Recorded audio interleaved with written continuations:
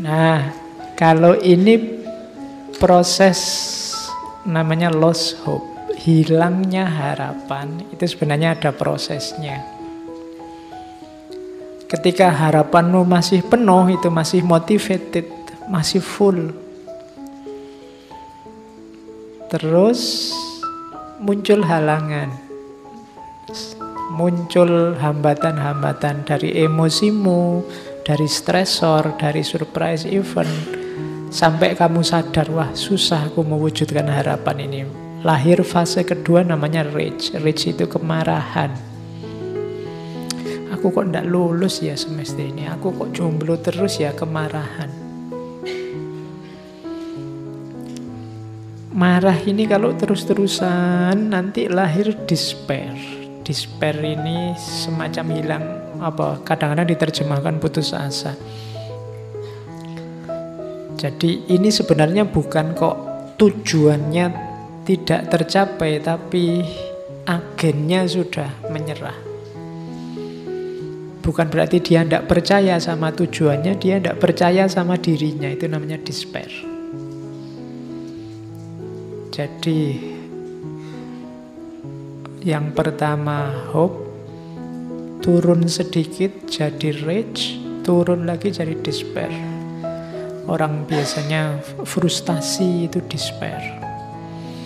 Kok ndak kena-kena ya tujuannya, lama-lama dia ndak yakin kalau dia bisa. Sudahlah, ndak mungkin aku lulus misalnya, itu despair. Nah, despair itu bisa nyampe lebih bawah, namanya apati. Kalau apati itu tujuannya juga sudah hilang dan dia tidak yakin tujuan itu tujuan yang bisa dicapai. Itu namanya apati. Tidak mungkin ada orang yang bisa lulus. Nah, itu namanya apati. Jadi kalau apati itu dia sudah tidak percaya sama tujuannya, tidak percaya sama dirinya. Itu namanya sudah apatis. Tidak mungkin lah Pak, saya bisa jadi orang soleh, jadi orang alim, wong saya koyong ini misalnya. Itu sudah apatis. Tapi kalau despair itu, saya ingin sebenarnya Pak jadi orang soleh, tapi ya apa mungkin saya bisa. Itu despair. Kalau rage itu, saya ingin jadi orang soleh, tapi kok ya sulitnya, banyak sekali halangannya Pak. Itu rage, mengeluh. Yang paling atas, motivated itu, saya pasti bisa jadi orang soleh. Sekarang sih belum Pak, ya kira-kira 20 tahun lagi lah Pak. Nah, itu motivated namanya. Nggak apa-apa jauh, tapi kan masih semangat. Nah, jadi itu proses dari berharap sampai apatis, sampai putus asa. Kalau di agama kan bahkan sampai level despair ada jangan, putus asa saja jangan. Putus asa itu kan kamu tidak percaya bahwa dirimu bisa mencapai tujuan itu. Kalau apatis dia sudah skeptis sama tujuannya. Apa ya mungkin tujuan semacam itu sudah apatis. Jadi agama bahkan yang paling bawah aja, yang nomor 3 itu saja sudah jangan. Oke, terus kalau ini membangun harapan atau membangun kembali harapan. Tadi kan punya cita-cita kok terus gagal, despair. Nah, kalau ini dibangun lagi yuk, biar kamu tetap bisa berharap. Yang pertama apa? Goal setting. Ayo ditegaskan lagi, kamu ingin apa sih? Itu namanya goal setting. Kamu ingin mengharapkan apa? Cita-citamu apa? Yang semula sudah mulai buram, sudah mulai blur karena kamu tidak yakin, sekarang ayo digarisbawahi lagi, ditegaskan lagi. Setelah itu, identify viable pathways. Kira-kira, ayo diidentifikasi, kamu bisa nyampe tujuan itu lewat jalan apa? Diidentifikasi dulu jalannya. Terus, biar semangat, creating future memories of success. Bayangkan kalau nanti kamu sukses, kebahagiaan apa, kenikmatan apa yang akan kamu alami. Jadi creating future memories of success. Bayangkan, bikin gambaran-gambaran. enaknya kalau kamu lulus cepat, itu segera kamu bisa kuliah lebih tinggi, segera kamu bisa macam-macam nyari kerjaan, segera kamu bisa. Nah, itu bayangan tentang kesuksesan hidup kan. Jadi kalau kamu targetmu jelas, jalan yang kamu tempuh jelas, dan kamu berminat karena betapa bahagianya kalau ini sukses, saat itu juga akan lahir namanya harapan. Kalau jalannya ndak ada, namanya bukan harapan tapi angan-angan kayak tadi. Kalau goalnya ndak ada, ya namanya bukan harapan, wong ndak ada tujuannya kamu mau kemana. Kalau angan-angan, bayangan kesuksesannya ndak ada, kamu ndak akan bersemangat untuk mencapai harapan. Jadi membangun harapan itu urut mulai target, jalannya, kebahagiaan yang kamu raih. Setelah ini kamu boleh, mumpung ini masih awal tahun 2019 ini, harapanku apa saja.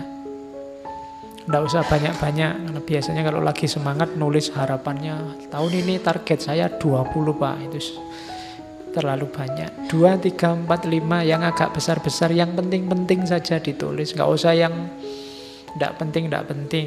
Nggak usah nulis, saya target saya Pak, setiap kali makan di warung itu harus, kalau kemarin sekali makan 10.000, mulai tahun ini minimal 12.000, nggak usah ditulis.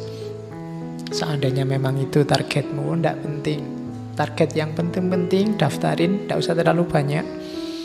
Plus jalannya, yang berat mungkin kamu harus merancang jalannya. Untuk bisa ke sana Pak, saya harus menyisihkan waktu, saya harus menyisihkan uang, saya harus tiap malam melakukan ini, tiap pagi melakukan ini, itu jalan namanya. Sambil kamu hidupkan terus bayangan-bayangan kesuksesannya. Nah, itu awal dari hidup yang penuh harapan.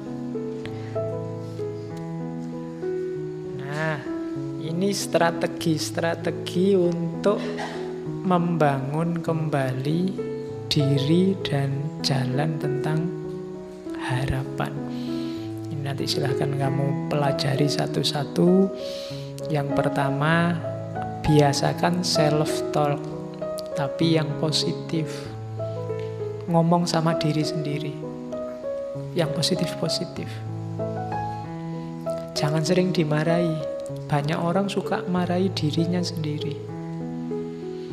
Kalau gagal kan kamu selalu memarahi dirimu. Ada yang tidak cocok kamu marahi. Saya kecewa Pak dengan diri saya. Harusnya saya itu rajin tahajud loh. Sekarang kok begini saya. Sekarang kok males ngaji aku Pak. Jadi kamu marahi terus dirimu. Lebih enak lakukan self-talk yang positif. Wah, sekarang saya lebih merdeka, lebih bebas Pak. Tidak kayak dulu. Maka sekarang saya harus milih yang baik-baik. Nah, itu self-talk. Saya pasti bisa kok Pak, saya mampu pasti. Nah, itu self-talk. Kayak saya contohkan, kalau kamu nonton TV acara Benteng Takeshi itu loh, itu kan kalau mau loncat orangnya, aku pasti bisa gitu.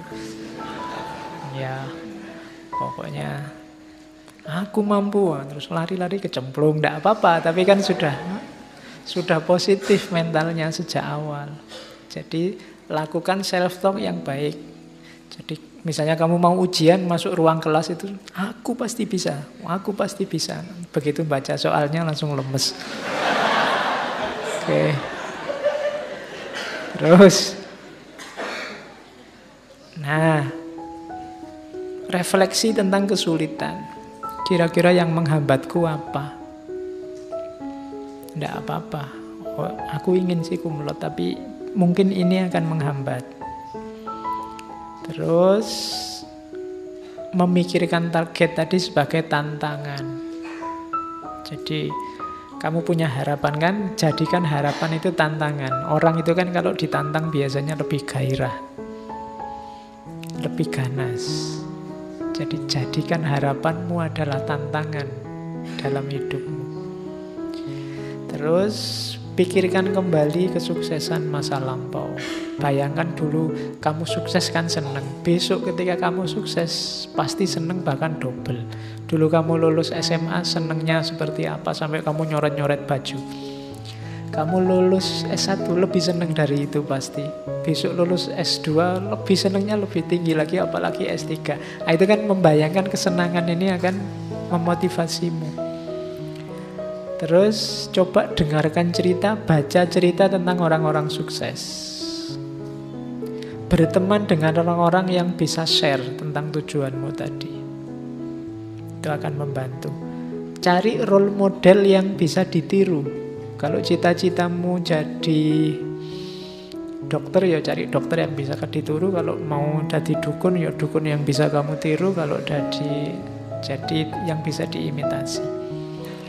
Terus kalau ini di luar itu tapi penting, makan, olahraga, istirahat. Karena kamu butuh tenaga. Kalau ini tidak usah dipikir, dijalani saja. Pendukung utamanya itu kurang istirahat, sangat berpengaruh, apalagi kurang makan. Olahraga maksudnya arahnya ke kesehatan. 3 hal itu, jaga kesehatan. Yang selanjutnya menurut saya perlu dilatih tertawa pada diri sendiri. Terutama pada saat kamu stuck. Stuck itu macet. Ketawakanlah betapa lucunya dirimu. Jadi tadi kan saya bilang banyak orang memarahi dirinya sendiri, mending kamu tertawai dirimu sendiri. Ya meskipun tidak harus sambil ngakak-ngakak, ngikik-ngikik, nggak ada apa-apa, ketawa sendiri. Kok ketawa sendiri? Aku menertawai diriku sendiri, tidak begitu.